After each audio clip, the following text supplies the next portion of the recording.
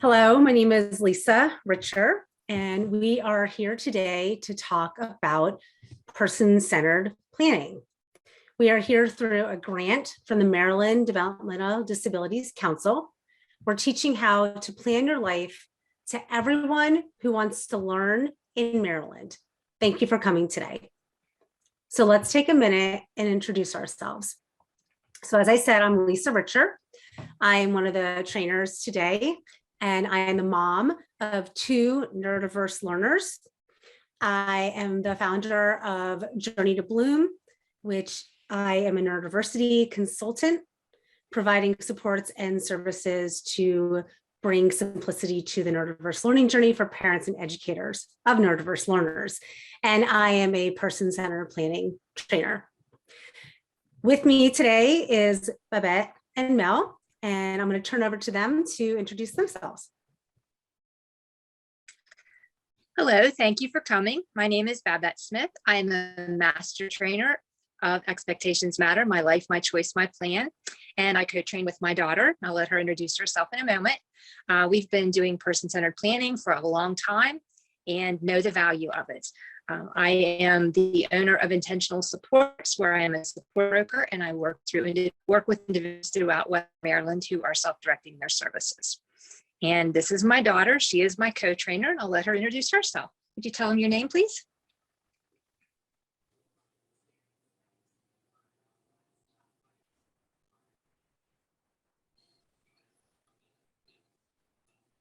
What's your name?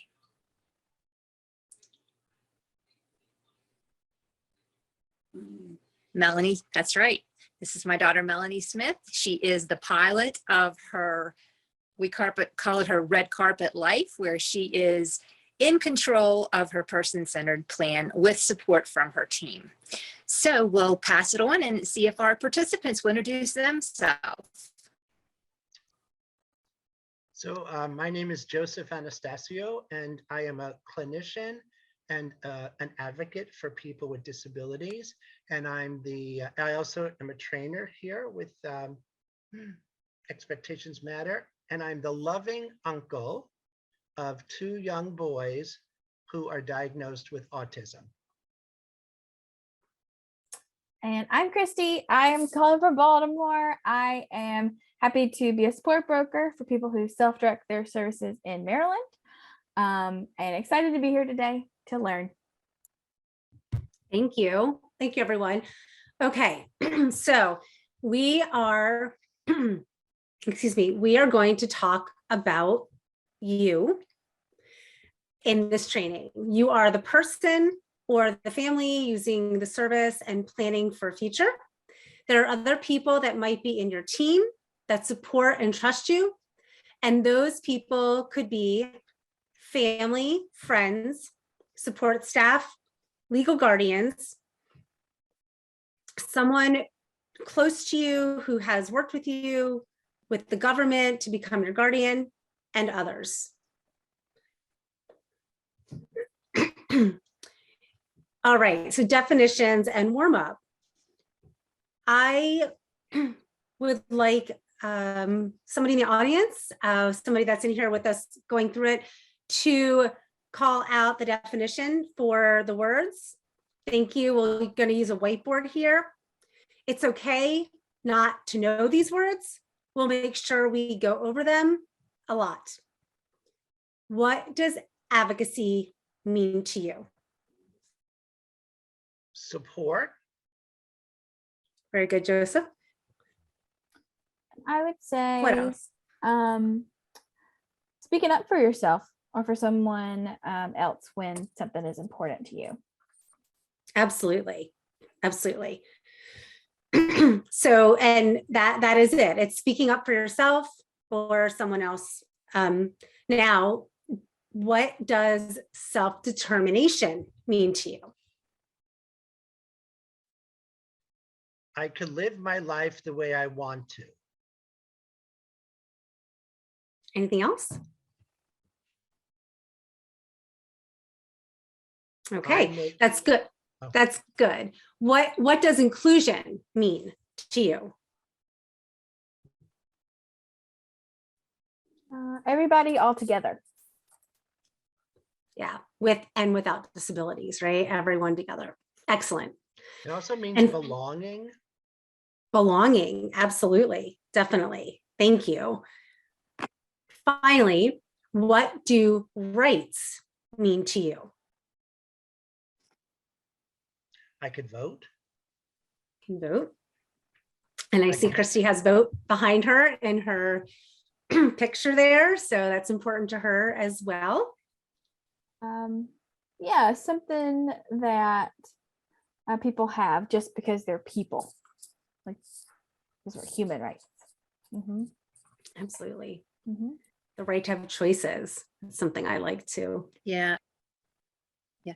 Mel thinks it's very important that she has the right to what, Mel? Get. Good. To get French fries. So that she feels that's an important right. I am with you, Mel, 100%. French fries and ice cream. For sure.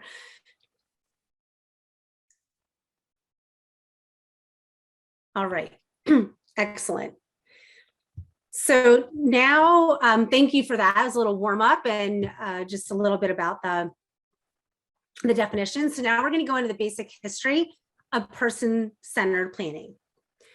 Services have often been based only on disability and not people.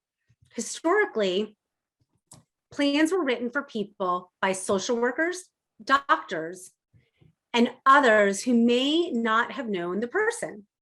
Families were not involved in planning and did not question the professionals. People did not have rights or choices about what was in their plan and did not see or know what was written about them. All over the world, including Maryland, that is changing. So for a long time, people have thought that disability makes you less than others, and person-centered planning helps with this matter. The picture you see here is of Cody Drinkwater, and I'm going to share a little bit more. Person-centered planning was developed because people with disabilities find it difficult to get the basic services, opportunities, and experiences they want or need. When they do, they may find they need to fit into someone else's idea of what that service is, the opportunity or the experience should be like, and how they should act, think, or feel in relation to it. To continue, the history of person-centered planning, it has its roots in normalization and independent living movements grounded in a social model of disability. Its strength-based approach, ideas that date back to 1959, and early examples of community integration and early ideas of living your best life. And I love that statement, living your best life. So the history of person-centered planning as we continue is a person-centered planning tool first developed and used around 1972 to help understand people's capacities, the most someone can do or take, and their worth as citizens. It's important to know that all people with and without disabilities have capabilities in life. There are things some of us are really good at and things that we're not. In Maryland, person-centered planning projects have been historically well supported, which is something I didn't know early on. With person-centered planning, it's an ongoing process that begins with the understanding that all people have the right to live, work, play, and pursue their dreams in their community. People have the right to figure out, decide on, and pursue what is important in their lives. Each person has a unique definition of what's important to them. This is completely different for each person and family. Many people also have family and others in their lives who play an important role. They may help you look at new opportunities and ideas. I'm going to pause for a moment and see if there's any questions. What if someone on my team doesn't believe that I have the rights to do the things I want to do in my home and my community? That is a very good question. We're going to talk about that, Christy, a little bit more in the other sections, but it's important to remember that you own the process of your planning. If someone believes you don't have the right to choose what you want, you can ask others in your team to help them see that you're in charge. You also have the right to ask them not to plan with you.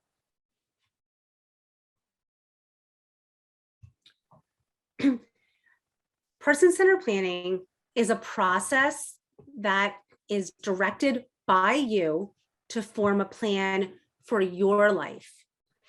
Develops a plan for now and for the future. It's one that can be changed anytime you want. It's about aspects of your life you choose to plan for. It's one that shows you are responsible for your plan and that other people may offer to help and should carry out their commitments for your plan.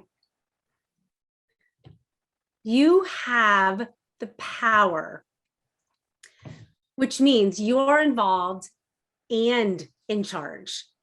Your family is involved and may be in charge if you choose to put them in charge.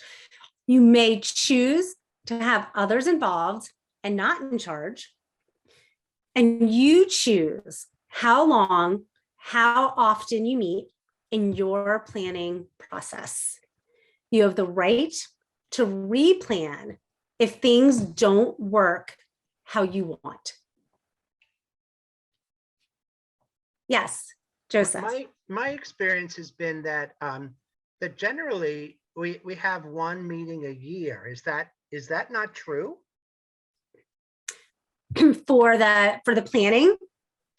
Yeah, well, that's what you've seen. Okay. And if that's what you choose to do, that's great.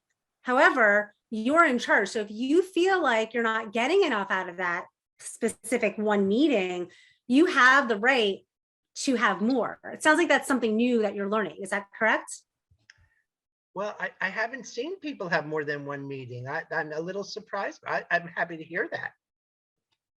Very good. Well, I'm glad. So that's definitely a good takeaway because you're in charge of your planning. You can have meetings at any time for any reason that you need to come back and talk about your plan.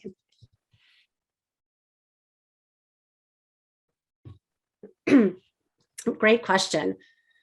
All right, so now we're on to support and self-advocacy. You have a right to support and self-advocate in your planning process. You may want to lead your plan versus someone talking for you.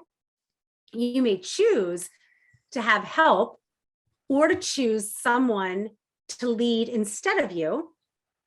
You can also have family advocacy speak up, the right to have someone advocate for you or with you. We talked about advocating. It's for you and with you. You may have training to help you advocate, to speak up for yourself, and have those around you support you as you wish. You also have the right not to have negative consequences, negative effects by speaking up for yourself, like being ignored, being asked to be quiet, saving your input for another time, being asked to leave, behavior plan, medications, etc. You may choose how long and how often you meet in your planning process.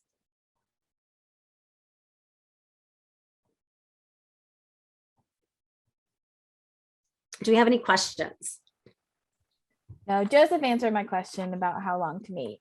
So you can meet more than once if you need to, right? Absolutely. You can meet for more than once. And if you don't finish something during a session, you can call another meeting to continue it as well. All right. So human dignity and rights. Everyone shall have a life, excuse me, with meaning. This concept comes from life course planning tools. People and families plan for present and future life that take into account all areas of life and have experiences that build self-determination, which is the right to control your life, relationships, the ability to have an income, and community inclusion, being all together, people with and without disabilities. People lead whole lives made up of different areas that are important to them to have a good quality life. Something different is important to each one of us here in this session today. This tool and others like it are available in our person-centered planning guide. You can find that on our website at personcenteredplanning.com/resources.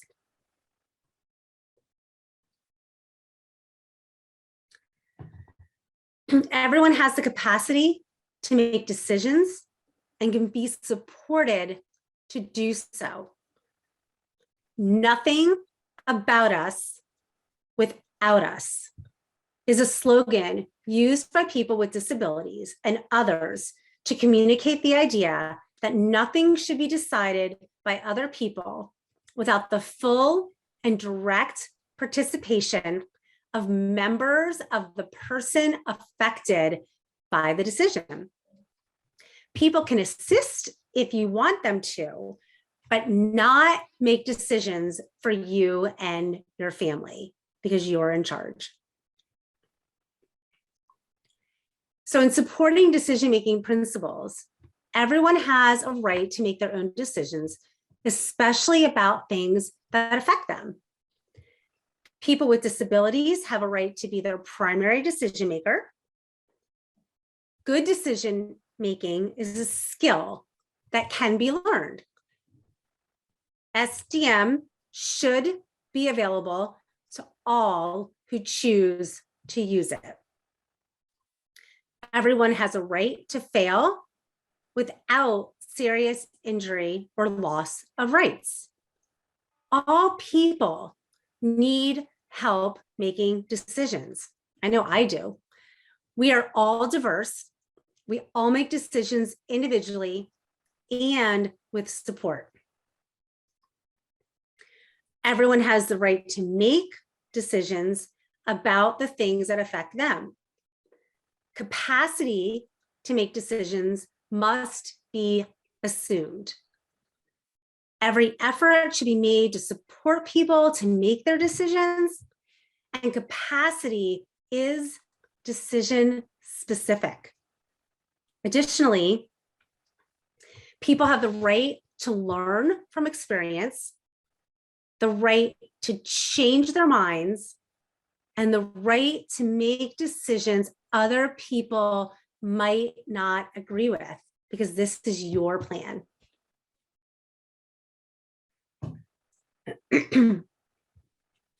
We are going to, oh, Joseph, yes. I have another question on this screen.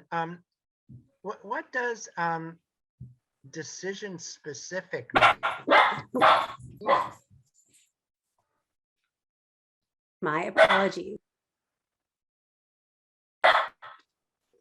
Decision specific means based on your specific situation, The It sounds decisions like your are made. dog wants to participate. He has a lot to say. He really does. And I hear appreciate it. your, I hear it. we're in a virtual world now. You're getting a purview into my real life here. And my 15-year-old, who actually is on the spectrum, just came home from school, and my dog would love to say hello to him. So that's what you're hearing there. So my apologies. But does that answer your question? I'm sorry? Did that answer your question? I believe so. So basically, like, I might be able to, like, I might not need a lot of support with one decision because I have experience with it already. But some decisions I might need other people, I might need more help from other people to make. Is that what it means? Yes, absolutely. So some things you might have all the information on, and other things you don't. That makes sense. That's how I make decisions now. So cool. Thanks. Absolutely. All right. So we are now going to talk a little bit about family roles separate from process and the family member. So your family, as you as a family member, may advocate for you and have certain expectations about planning and services. They have ideas about plans for support and quality of support that are important to others to know.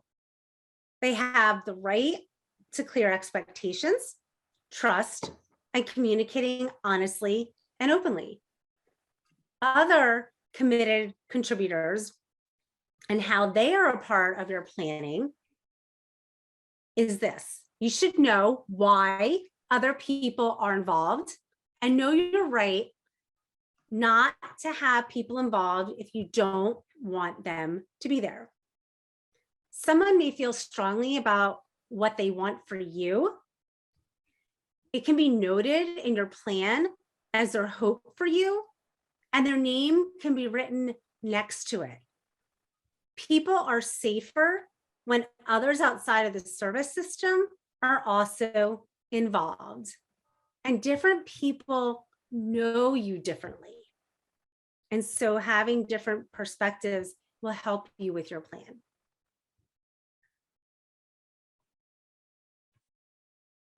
Communication. Now, this is really important. We believe that every single person in the world communicates. Even if people cannot speak, they have something to say. So if we believe that and work from that premise, from that place, then we work differently. Our approach to influencing others, how we support a person, how we are when we notice others aren't on the person's side. All of that is taken into account. What are ways to support people who might not communicate verbally? What are ways to support people? That is a great question. There are many ways to do this. And the first step is always to know the person really well, because when you know them well, you can see the subtleties and how they respond to different suggestions or changes. I have an idea. I was a teacher once, and I was teaching my students how to go into a restaurant and order something, like at Burger King, one of those fast food places. And so a couple of the students, they didn't have speech, they didn't use words. So we made a picture book. And those pictures, like there was one for a hamburger, there's one for French fries, one for soda. And so the person was able to bring that book up and show the cashier what they wanted to eat. And so that person communicated like what he wanted from that menu. I think that's a good way. That's great. And someone like Mel, who is co-training with us today, she has a processing delay. So it takes her a little bit to get her answer out. even though she has something to say, we just have to be patient and wait and listen for her to say it. So that has to be respected too. Absolutely. And I've co-trained with you and Mel before, and she'll also use a sign. So similar to what Joseph said, she'll put up a sign to give her answer for something. So that's another way, giving her the time to do that and allows her to participate and communicate. In another classroom I was in, I had a student. Well, I wasn't working directly with the student, but I saw the student with a head pointer, and they were able to type out on a computer like what they wanted to say. So I think that's another way that somebody was able to communicate. Absolutely. Beautiful. And there's a lot of technology devices as well for engaging. So there are lots of ways, and the ones that were shared here were fantastic. Definitely. So we are going to now go into communication. Everyone communicates, even if they do not speak, as we have just talked about. There's a lot of ways. So you or your family member's style of communication must be respected so that the process is theirs. This means people need to take their time, wait, and make it clear. Your plan should be explained to you so that you understand, make changes, and approve it. So knowing you and taking time to understand, people who plan with you should definitely know you. People may know you differently from work, school, home, or a group that you belong to. Your team must remember that you are the focus, not a service or a model of service, because this is person-centered planning. It's planned around you, your needs, and your goals. Yes, Joseph. Oh no, I was just Scratching your hand that time. All right, you've even had some great questions, so I was going to keep going there. Okay, so we'll talk about privacy. You decide what to talk about. You decide what not to talk about. And you decide who you want to talk to about certain things. In terms of confidentiality, your plan is private and has personal information in it. So you should understand who sees your plan and have a signature page showing that you understand and approve of who sees your plan. And as we move on to the excuse me, continue with this, the word you comes up over and over, and that is very intentional because the plan is yours. Your plan is your plan. You have a right to your plan. So you're going to review it before it is sent anywhere. You want to make sure, does it say what you want it to say? Is there something you didn't want in the plan? It should not be in the plan. So if it's something you didn't want in, take it out. Someone may explain that certain things are in your plan for a reason. For example, it may be tied to you getting a certain service. Make decisions carefully. Contact your coordinator of community services or support planner about the process to make changes anytime you want. So Joseph, you had asked, one time a year? Nope, anytime you want. Stay in charge of your plan and understand the timelines and deadlines so that you are prepared.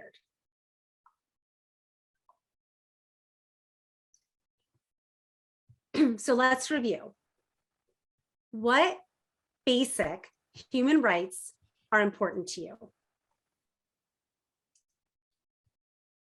Voting. It's really important to me. Being in charge of my money is really important to me. and choosing my staff, like my child's staff, that's what I've heard from other people too, that's really important. Like who's working with the individual.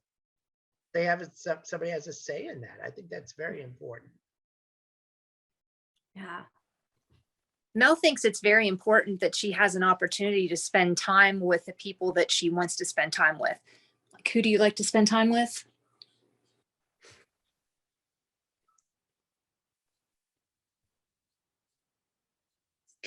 Susie. Yeah, her friend Susie. So that's important to her. To go in her car. That's right. Mhm. Absolutely. Friends are very, very important.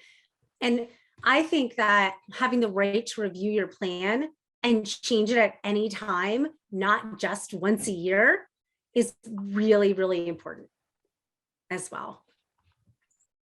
All right, excellent. What part of history did you find the most interesting today?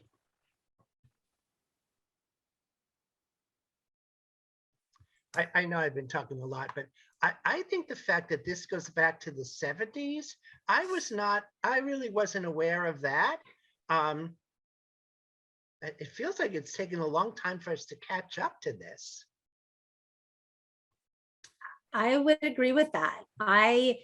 When I first started doing this type of training, I had been doing advocacy work and support work and collaborating with parents and educators and otherwise in this field for 15 years. It wasn't until a year and a half ago when I actually met Babette that I knew what person-centered planning even was. And the fact to come to find out that it's been around this long, I agree. It's more than time to share it out there and to give each and every one of us that right to show up and own that plan.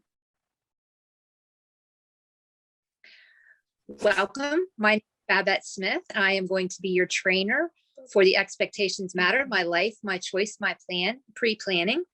I am a support broker with Intentional Supports, and I'm here with my daughter, who is my co-trainer. I'm going to let her introduce herself. Could you tell them your name, please? Josh.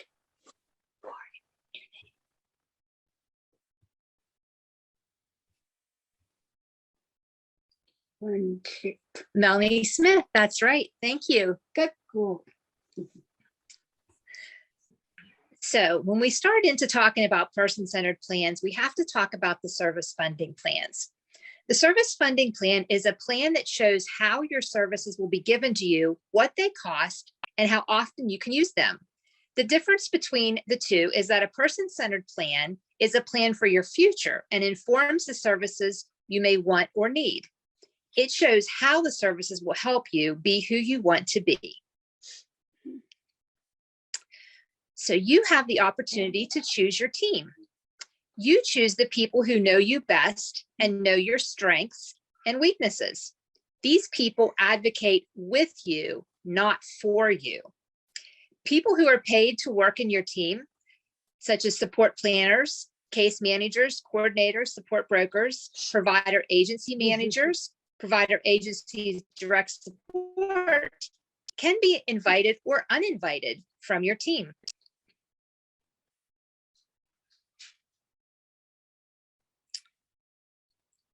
You have different team members. Different kinds of people can help you access different resources. You may invite different people at different times to help you do the things you want. Your coordinator of community services, your CCS, or your coordinator of community supports, helps people using DDA services make plans to use services such as personal support, supported employment, or respite. Your supports planner helps people using community first choice service make plans. You have an independent living specialist, a job developer, or a job coach who can help you find a job and help you keep it. Personal supports help with your daily needs. Your support broker coaches and mentors you if you're self-directing your services. Program managers work for support agencies. They understand the provider services and how they can help you. So with your team members, who else might be able to help you? Maybe somebody who doesn't work for you right now, but maybe somebody who's worked for you in the past. That's great, Christy. So you can also have other different team members. You can invite different people who help you in different ways. Some examples are a realtor. They might help you find housing or buy a house. A web developer could help you make a website for a hobby or even a business. So Melanie actually has other people that she likes to invite to be part of her team. And she likes to have her friend, what's your friend's name? Josh. Susie. Susie. Susie was Mel's teacher when Melanie was in school and then has turned into be her best friend. So she likes to have her be part of her plan. Is there anyone that you guys might like to invite? Yeah. Maybe- My neighbor helps me out at times, so I would invite my neighbor. Great. Maybe my my best friend or a relative that I am close to that knows me really well. Excellent. All great ideas. So the members of your team are not just limited to people who work for you. They can also be other people who know you in other ways. And it's really important to remember that you always have control of who comes to your meeting. Okay, there are different focus areas that will come up during your planning meeting. You might recognize some of these areas if you get services from DDA. You have employment, community living, relationships and spirituality, home and housing, lifelong learning, health and wellness, citizenship and advocacy, finance, and supports for family. So, why is the person-centered way important? Because people are people, not robots. We need to always remember that everyone is different. So let's talk about the person-centered way. You should see all paperwork before you meet, at least 2 weeks. But if you need more time than that, that's fine. If you know what questions will be asked about your future, you can start working on them to form the answers. You can sit down with your coordinator of community service or your supports planner or another team member you trust to talk about and think ahead of time so that you get the best opportunity to form your answers before your meeting. What if I'm not given that time to see my paperwork before my meeting? That is a great question. We want to make sure that you know you have the power to ask for anything you need in planning for your life. When someone works to schedule a planning meeting with you, that's a great time to remind them to send you over the documents you'll be going over ahead of time. You should be able to see all the documents before your meeting, at least 2 weeks.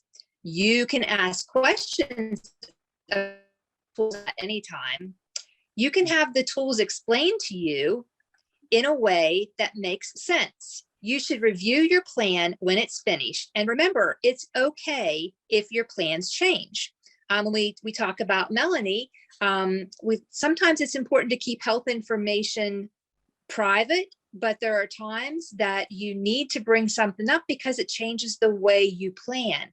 Melanie lost vision in her right eye unexpectedly, and that kind of changed everything. So we were able to look at things differently and take that change and move forward with it. So everyone has different roles at the meeting, and giving roles to people in your team help them support you better. Your facilitator is someone who keeps the meeting going. You can facilitate your own meeting, or you can have someone you trust to do it. A note taker is someone who takes notes. They make sure all items get spoken about.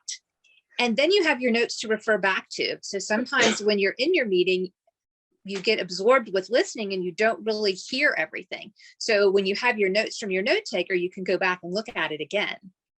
You might have someone to send out the agenda, and anyone can do this, but you want to make sure that you review it first. The agenda is the plan for the meeting. Does anybody have any questions?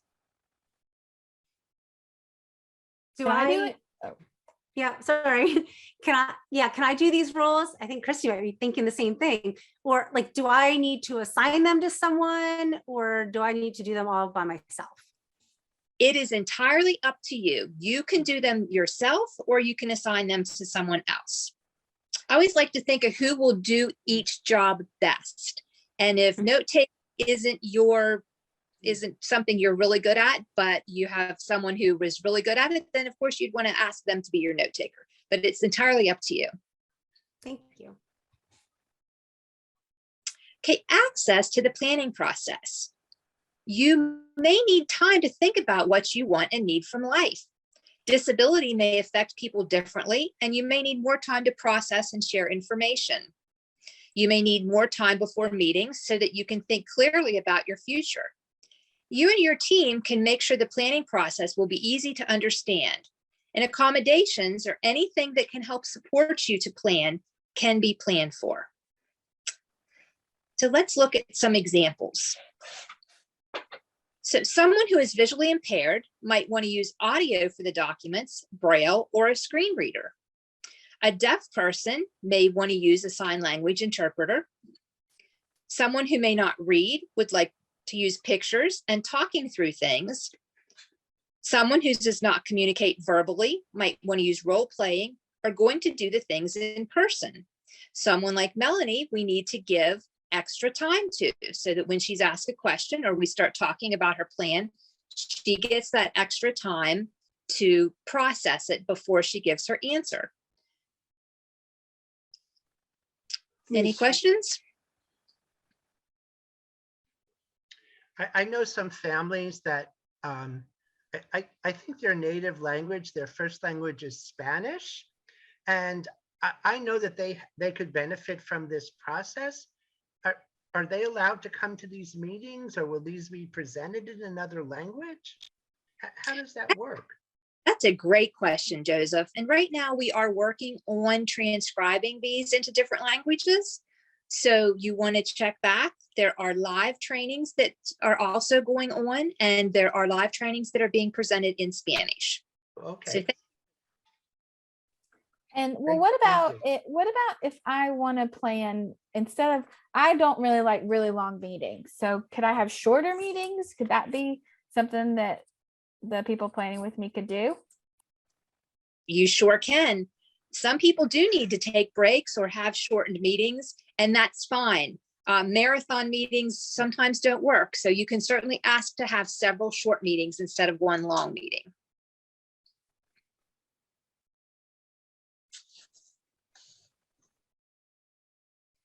So you need to have an agenda and a preparation checklist. Why? You want to make sure you have it and you have it to look back on. So you know what you're going to cover, so you can keep track of where you are in the meeting, and so you don't miss anything.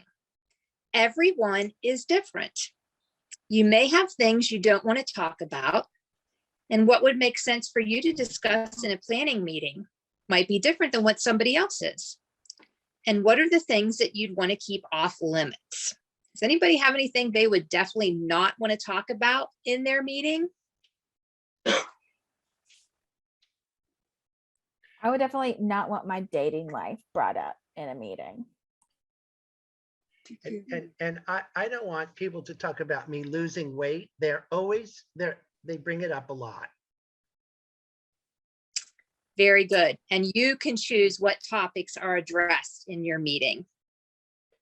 I'd want to talk about my goals to work and how my job coach can help me. Great. Those are all great things to decide you want to talk about and things that you don't want to talk about.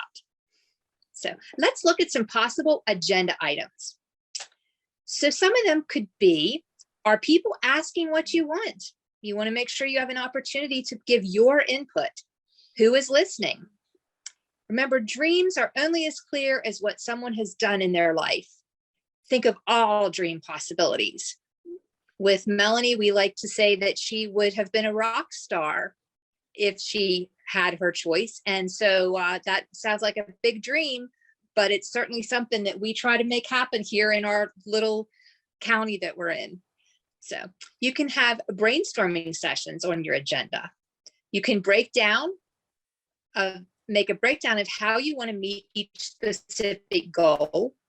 And you can talk about the benefits of what they are and how you can use them. So who can help? If you have challenges preparing for your meeting, you can call or contact your coordinator of community services, your CCS, your support planner, your support broker, if you're self-directing your services and have chosen to have one, your provider agency staff, which could be your case manager, your direct support professionals, or the person you trust the most, advocacy organizations like On the Go or Disability Rights Maryland, or your DDA regional office, which has an advocacy team. There's a full list of who can help at the end of our person-centered planning guide, and you can find the guide online at personcenteredplanning.com/resources. Babette, Yes. does this guide have phone numbers and email addresses to make it easy for me to be able to contact people? Yes. The team worked very hard on putting this guide together, and it does have some great resources and other information in it too. Great, thank you. So when you're having your planning meeting, you want to have some rules and guidelines. You want to make sure that there's something that everyone can stick to and follow. This will help keep you on track, and it keeps everyone on the same page. Imagine if there were no guidelines and everyone tried to talk at the same time. It would be very hard to pay attention and really focus on your meeting. So let's look at some sample guidelines and rules. Taking turns when talking. Melanie has a talking stick that can be handed to different people on her team. And that way, the only person who talks is the one holding the stick. You can only talk about one subject at a time. And this helps stay focused on what's important in the meeting. This is your meeting. Remember that. You are leading it. Your team should always see your capacity. You're the one that moves the agenda forward. If you're not finished talking about something, or you haven't gotten the answer that you think you should get, you can hold off and continue talking about it. You can also put that in what we call a parking lot, where someone can write down the idea and you can put it off to the side. And when you have time at another point in your meeting or in another meeting, you can pull it back out and you try to work on that answer. Remember that everyone is here to support you. There should be no texting, no earbuds, no iPads, no games, no social media, no third-party questions, which is where people are over in a corner talking instead of participating in the whole meeting. Your voice is the loudest. That doesn't mean actually like louder, but it needs to be the one that is heard the loudest. Your team should be patient and listen for your voice. If anyone has their own agenda and isn't willing to listen to yours, you can ask them to leave. Final decisions are made by you, and all decisions need to go back to you for approval. So, Melanie, who is in charge of your plan?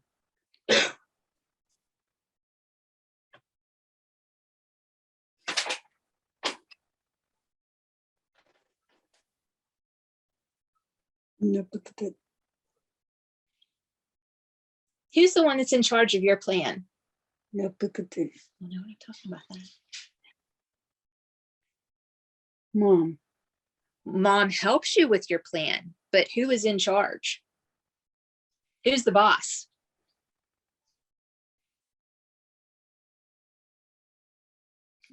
Melanie, that's right. Thank you for that. Any questions about this? Like, what guidelines do you think would be the most helpful in your meeting? Definitely not having people have outside conversations, separate conversations. Yeah.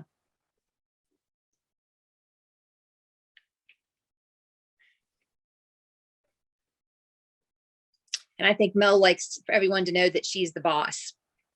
So. Okay. So what are some ways that you can prepare for your meeting to make it comfortable for you? You want to be comfortable while you're doing your planning. So let's talk about some ways that you can be comfortable. You can choose an icebreaker. This is a get to know everyone question. Usually icebreakers are a little fun and they're not just tell me who you are. So you can come up with your own icebreaker. You can create a slideshow or a collage to share about you. And this is what Melanie does when she's doing her planning. If you would attend a live training, you would see that Melanie shares all of her pictures that she uses when we talk about her plan, so that people can see who she is and a little bit more about what she likes and what she wants to do with her life. You can choose the refreshments. Some people might want cupcakes, some people might want pretzels, and that's entirely up to you. You can choose the location and the setting. You can ask for a break if you want one, and you can have preferred background sounds. And I'll let Mel tell you where she likes to have her meeting at. Where do you like to have your meeting at? With the baby. She likes to spend time with her nephew. No. Do you like to have your meeting on the porch?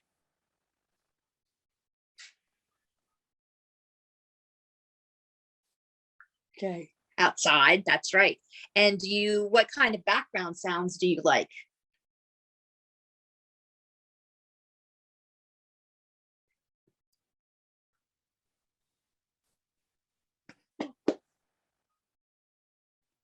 Walk. The birds? Born. The birds. So Melanie likes to have her meeting outside on her porch and listening to the birds. So other places that you can have your meeting, because you want to make sure that you're somewhere where you're comfortable and somewhere that can let you be yourself and be at your best. So you might want to have it at your job, during dinner, at your place of worship, maybe at your local park. Are there any other places that you can think of that you might feel comfortable having your meeting? Well, I just remembered being invited to somebody's meeting at the Golden Corral once. Nice full belly to work on your plan, huh? And barbecue sauce on my phone. Yeah. Yeah, I plan best. I do most things best at my kitchen table. I actually think that'd be the place I'd want to meet. And that's great. Everyone has a different reason for where they want to have their meeting, and that's fine. So thank you for that. So let's do a quick review. So here are some very quick reminders of some very important items. You are in control of your dreams. Your team exists to support you. You are the leader of your team. And brainstorming helps everyone. So coming together and just thinking helps you learn more what you want to do with your life, and lets those that you're brainstorming with learn more about you and how they can support you to get to that good life. So let's do a quick exercise and create an agenda. So we're going to pull up the whiteboard and let's talk about some things that you might want on your agenda. Can I ask a question? Sure. Okay, something that, because my brain's stuck on this, so I'm curious. We talked about capacity, or you talked about capacity, and I want to understand when you say to your capacity, what does that mean? That's a great question. So to your capacity, everyone is able to make their own decisions in one way or another. Some decisions you might need help with, but some decisions you are able to make on your own. So when you say you should expect that, you need to realize that everyone has the ability to work towards making those decisions. Not everyone can make every big decision by themselves, but certainly they can make as many decisions as they can on their own and then have help with the other big decisions. So does that, Can I add to that? Yeah, can I add to that too, Babette? Is that Yes. okay? So I think of it like I can make the decision to take an aspirin, but if you tell me that I have to have a major operation, I may not understand all the risks involved in signing that paper. That helps me. And in a really live situation, when I had to make some decisions with doctors, I was capable of doing a lot. But then when I had to make a couple of major decisions, I asked my sister to come in with me, and I asked my best friend, a nurse, to come in with me so that so when the doctor explained to me what I was agreeing to, I felt much better that people who loved me were right there with me making the decision. But I can make all of the other decisions. But sometimes there's those really big decisions that I needed some help with. Thank you for that, Joseph. That is such a wonderful way to describe that. And I plan on using that in the future when I have to give presentations, because that certainly really helped me as a trainer understand better. So thank you for that. Sure. So we have the whiteboard up, and we're just going to talk about a few things that you would want to put on your agenda. So can we throw out some ideas? Finding work and a good job coach. Great. I want to learn how to play the piano. Ooh. Nice. I want to go on vacation. I always want to go on vacation. Yeah. Melanie and I live rurally, so we have to talk about transportation here, because there is not really we can go into a store or anywhere. And emergency preparedness is very big for us because we have lots of snowstorms and ice, and we need to make sure that everybody knows what's happening should an emergency come up. So we'd want that on our agenda. I want to live in a place that has no steps. So I need to move, not right away, but soon. Great. Yeah, you'll need to be looking at this to help make the decision of where you're moving. So that's great. My dreams of getting a dog and going skydiving, maybe. Oh, Well, when you on that. So when you get ready for that, give us a call. I want to be there. Okay. Thank you. You gonna go with me, Mel? All right. Awesome. That's great. Excellent. Thank you for sharing. And remember, you are in control. You make your agenda. You put what's on it that's important to you. So thank you all for learning about pre-planning.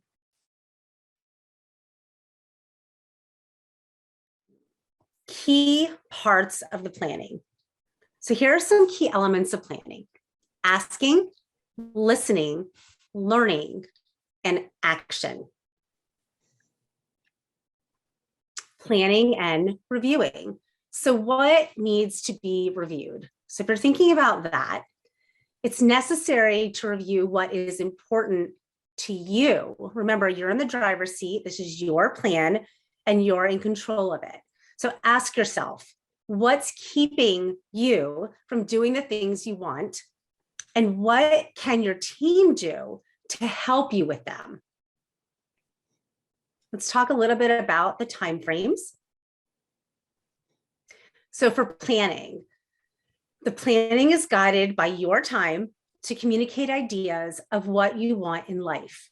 Multiple meetings may need to be set up to allow you the time to process your thoughts, to describe what you want and don't want to occur in your life. Remember, you're in control of this. So if you need to break it out into smaller meetings or have one longer one, it's your choice. So it is okay to have more than one meeting, even if the person helping me with my meeting doesn't want that. Absolutely. It's imperative that this is on your timeline and you get to choose how much time you need to get in place what feels right to you to meet your goals. Great question.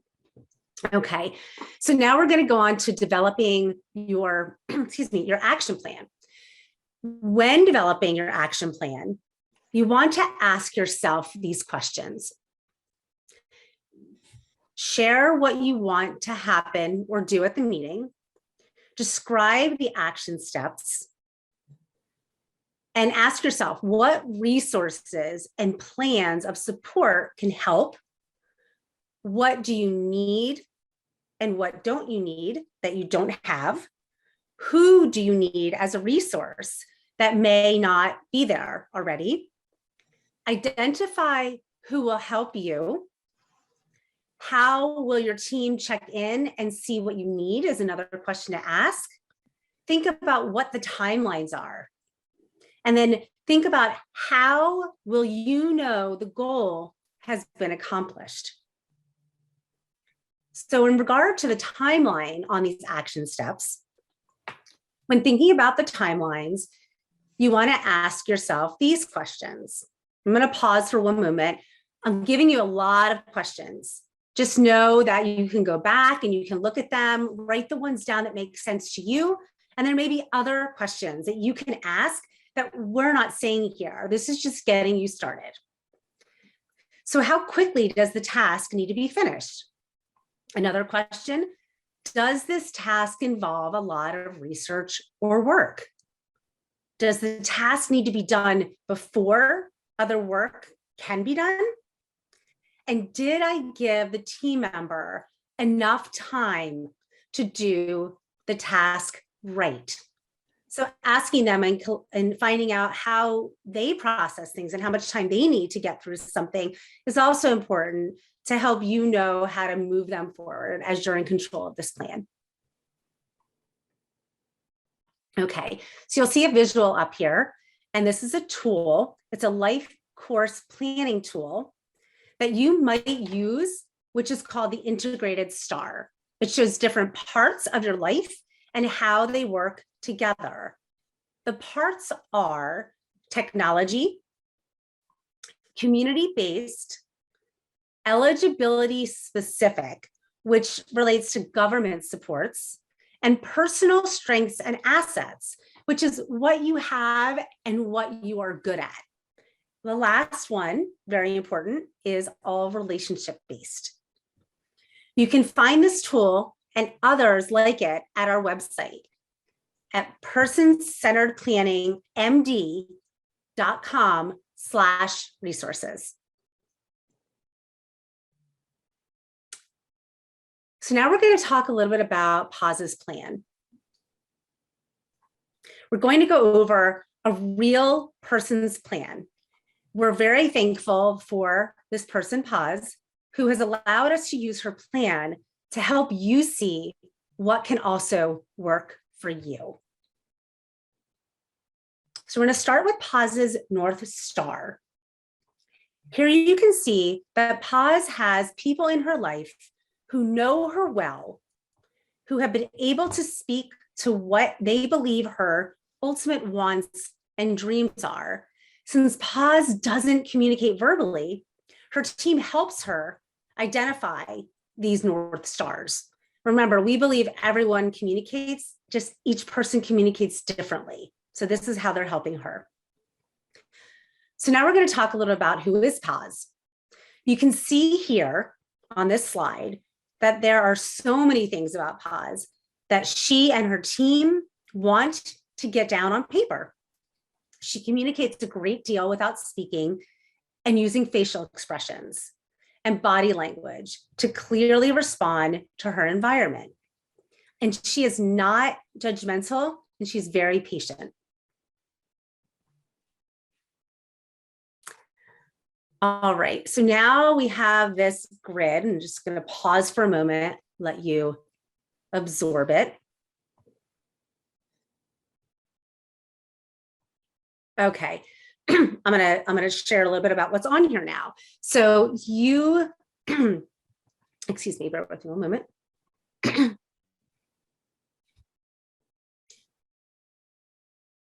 Here is a map of the people, the organizations, and causes that are important to Paz.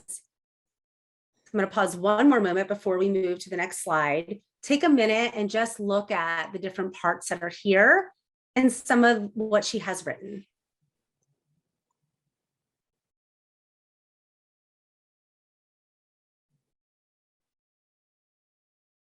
All right, are there any questions on this before I move on to the next slide? Lisa, this is so much great information, but I really haven't had a chance to read it all. Will I be able to refer back to this after the presentation? Absolutely. You will have access to this information, so you can go back and look at it as often as you need. Great question. Thank you. Absolutely. Okay. I think we can move on to the next slide now. Also on our website, and we'll put that up, that link on this video too, is we will have a more in-depth view of Paz's plan as a recording on our website too. So you'll have that available too. Which is great because it'll be specifically about the plan. And that's just a chunk, if you will, as trainers like to call it, of information that you can just go back and just look at and absorb and take your time in doing so. Thank you for reminding me of that. So this slide shows Paz's capacities, her interests, social roles, and work. And I just want to make sure, so the capacity, we talked about this earlier in the training. And I think that that's really potentially an important thing that, Joseph, you're the one that brought it up earlier. When you shared that example of capacity, I think it's really a great thing to explain. And I loved how you articulated it with, in some ways, you might have capacity to do something to the full extent. I think you had said like going to a doctor's office, but then when it came to potentially having a surgery, you may have needed someone else to come in to help answer some of those questions. Do I remember that correctly? Yes. And so my thinking about it is that we're going to assume that a person can make decisions. And then as we get into the decision-making process, some of us can make a decision up to a certain level. And so I use the example of, I can make the decision to take an aspirin or something like a Tylenol because I understand what that's going to do to my body. But if I had to have some invasive surgery, like I don't understand, personally, I don't even understand all the risks and responsibilities attached to that. So I may need some help with making that decision. So that's just one example of it. I thought of another example too, like in buying a house. If I wanted to buy a house and you showed me, or a realtor showed me 3 houses, I could make that decision about which house I really like, which neighborhood, etc. But then when it came down to the decision about a mortgage and how much I could afford and what bank I go to about that, I may need some help with that decision. So it doesn't only apply to medical decisions, it applies to different parts of our lives. Wonderful. Thank you so much for sharing that. And that's a great segue into just a little bit more about this slide. And in terms of Paz's capacities, interests, social roles, and work, you can see that because she likes poetry, the team notes that going to poetry slams or having students read to her can be a great way for Paz to have a role in her community. So that's one example of how she's using that. On the next slide, we talk about ordinary places. So how can Paz have more fun in ordinary places? So using that capacities map, the team worked together to make a list of all the things that Paz may want to do in ordinary places. So I'm going to pause for a moment and let you just read through this list.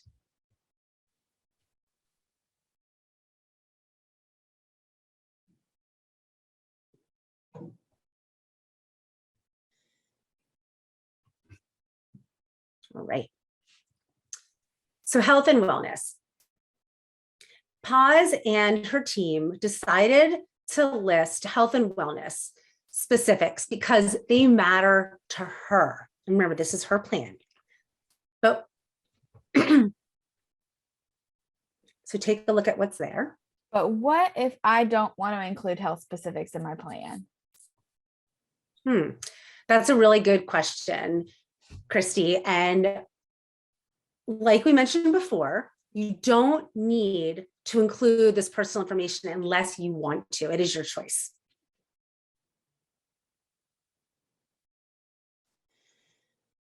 All right. So here is an action plan outcome. And this is a single outcome. It's for a single part of the plan. So one of Paz's outcomes is that she will be in a place where she is surrounded by people who care for her and will interact with her on a regular basis. She will be in an environment where she will be helpful to others as well.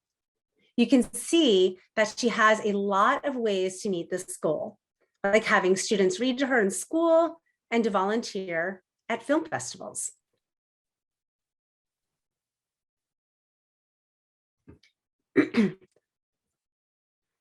Thanks. So we want to say thank you to, try to explain why I said thanks. We want to say thank you to Paz Margolis and her family, employees and friends that allowed us to use her plan for this person-centered planning to show you an example.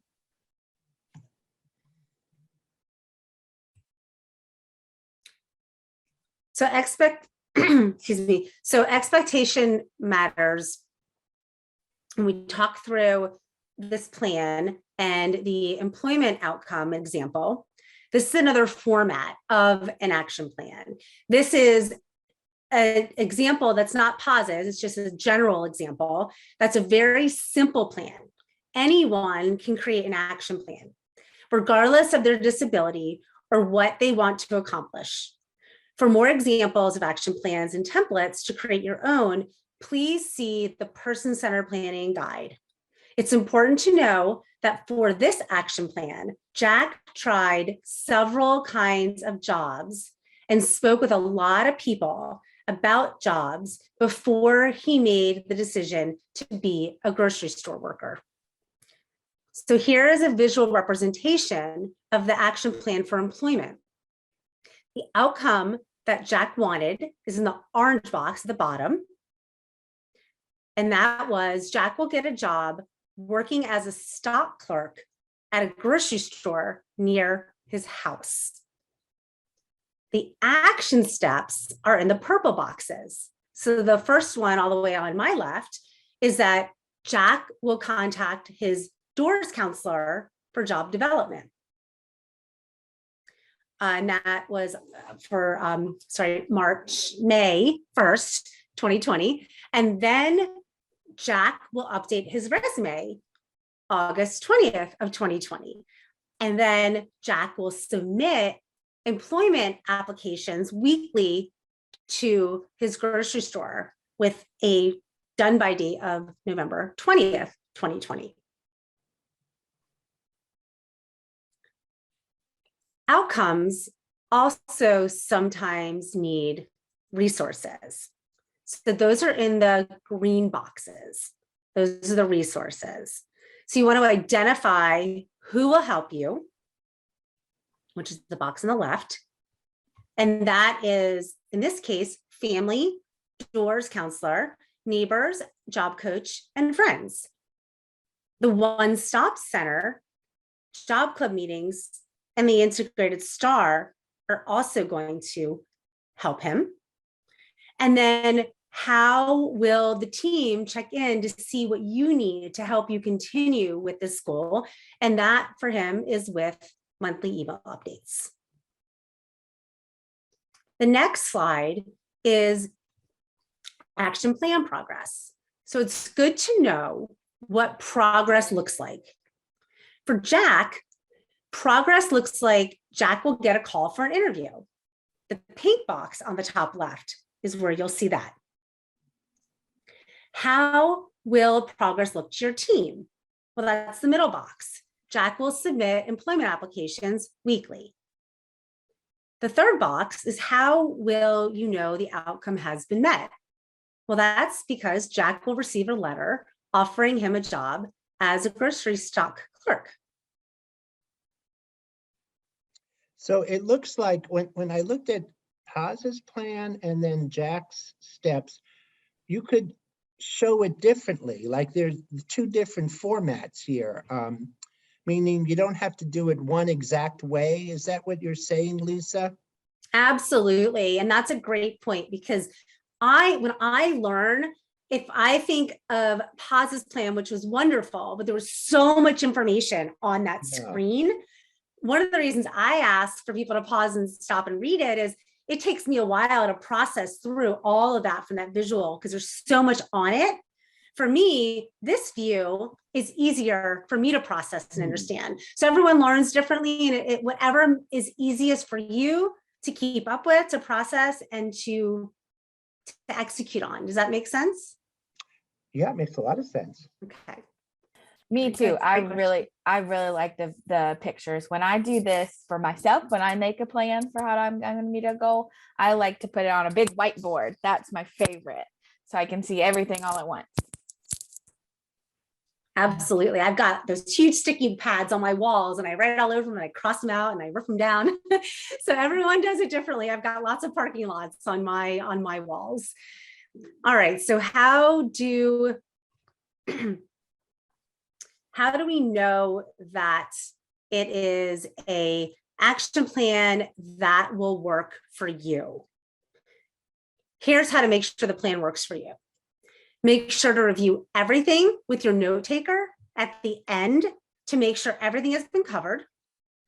Make sure to ask for a copy of your first draft and think about the strengths of each person on your team and give them a task that fits them. So what are signs of an action plan? How do we know that it's a good one? Here are some very simple steps that are great to take away and to have somewhere easily accessible for you so you can match up against it as you're looking and redefining your plan. Each step should be clearly defined with a timeline. The steps should be focused on the future. They should be measurable, and they should be updated as needed. Remember, you can have as many meetings as you need whenever you want them. So you can update them. So planning, review, process. We're going to create an action plan for something that you'd like to accomplish. So let's go ahead and work on an action plan together. We're going to open up a whiteboard. It's already there, magic. All right, let's say I'm going to give everyone the outcome, and then we're going to put this together from there. The outcome is that we will go on vacation. So what steps would we need to take in order for that to happen? I think we Save have money. to decide. Yeah, we definitely need money.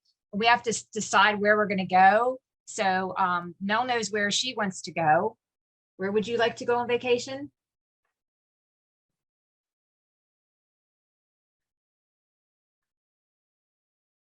Dicky. Where do you want Tiffany to take you? Dicky. On a road trip. She would like to go on a road trip. And where exactly do you want to go? Dicky. With Tiffy to That's nice. the beach. I'd like to go to the beach right now too, since there's snow on Me the too, Mel. I'd like to go to the beach too. Very good. You might need to take time off work or decide what people you want to go with. Absolutely. And if we think about resources, what other resources would we need in order to do that? I'm really, really busy. So it would be amazing if a travel agent took care of all the details for me. Great. Travel I'm agency. trying. It's okay. And as we're adding that in, it looks like Nicole's saying in the chat, because that's fine too. There's all different ways to communicate with us. Nicole put in save money. She put in get a camper. I want to buy some new clothes.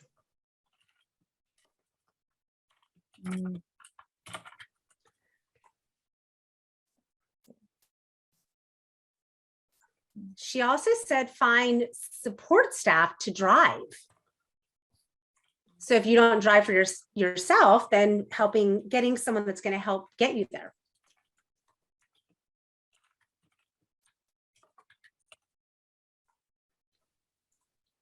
So now, how will you know if you've made progress?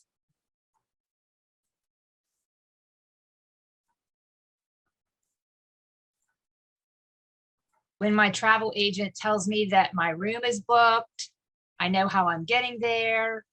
I know that I have enough money.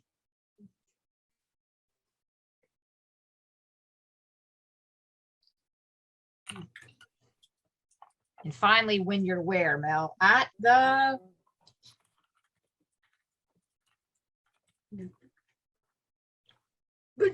beach. That's right. That's right. Yeah. And there's our action plan. Excellent.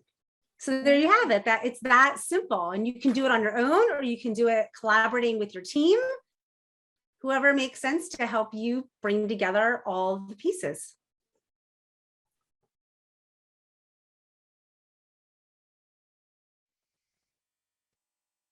Hello, everyone. Welcome. My name is Nicola Blank. I live in Silver Spring.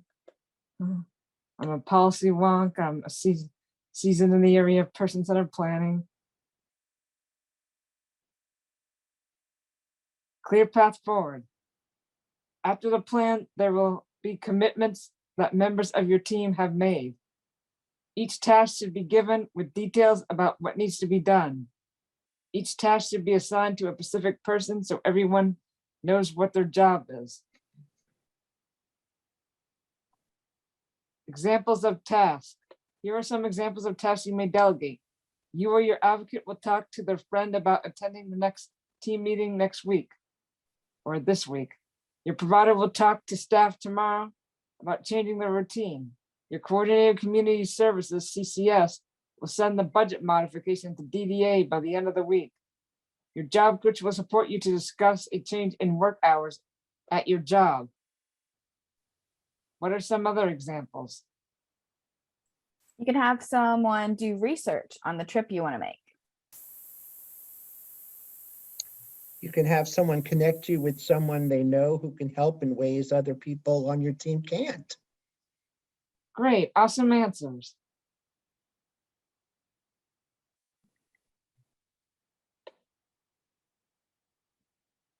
Timelines. You decided when each task needs to be completed during the meeting. Timelines can be changed as needed. Does it need to be done this week, or can it be done before the next meeting? Make sure timelines are reasonable so the team is set up for success. It is important that everyone does their best to follow the timeline so that the plan can work. Some tasks need to be completed before other tasks or decisions can happen, and a delay can negatively affect your life. Everyone on the team should share with the team whenever they have a question, a worry, or new information. Regular communication can ease worries, take away extra work, and can help steer the team in a new direction. You don't have to wait till the next meeting. Communication should be done in whichever way you prefer. Is email the most accessible way to keep everyone updated? Are phone calls better? You prefer to talk face to face? Is there technology that can help? Texting? You need to be included in all communication and may include your family or your advocate.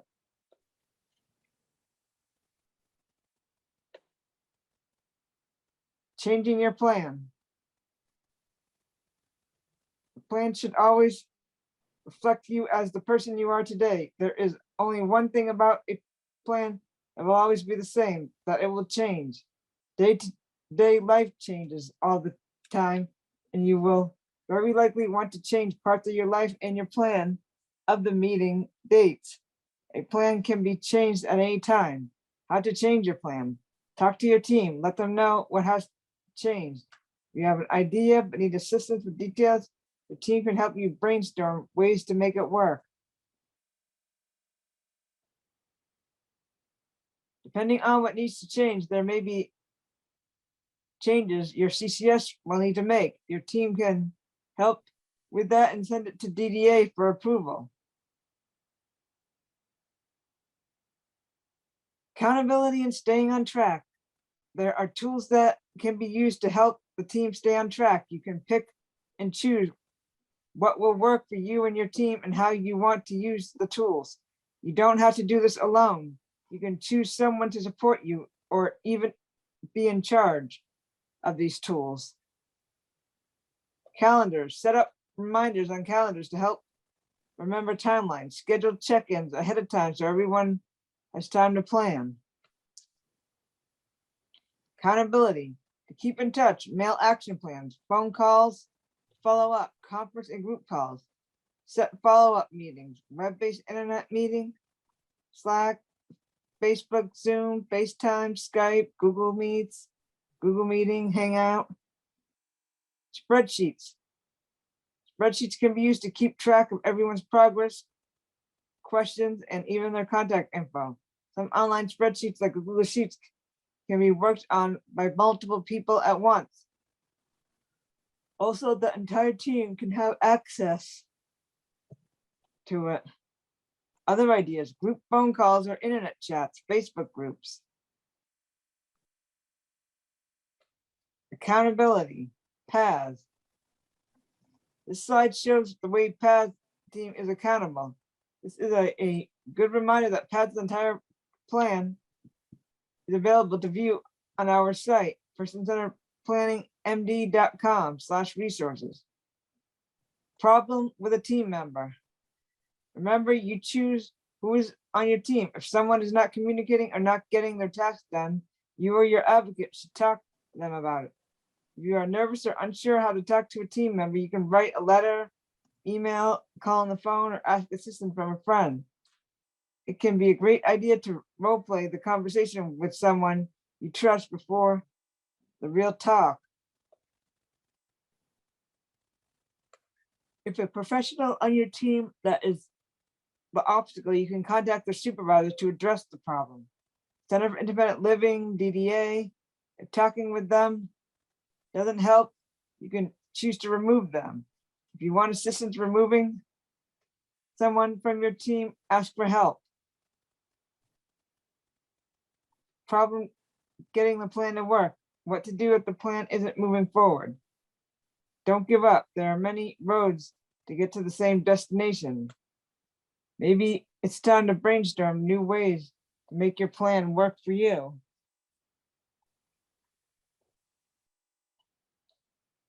Who can help?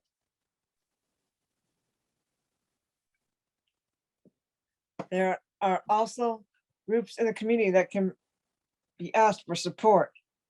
Centers for Independent Living, DDA advocacy specialists, Quality Trust, Disability Rights Maryland, DOORS, Department of Rehab Services, and so many more. In the guide on our website, you can find a long list of people and organizations who can help you with planning. Will there be phone numbers and email addresses for those people on in the guide? Yes. That's good.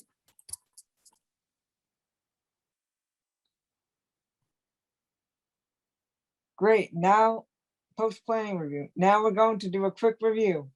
What are the ways you can keep members of your team accountable? I can give them a call to remind them of what they promised me to do. Fun. Puppy. I can make a checklist that everyone leaves with at the end of the meeting so they have a clear understanding of what they need to do before the next meeting. Great. Now, do you have any final thoughts on planning? Just one. Thanks for reminding us that we're always in the driver's seat of our own plans.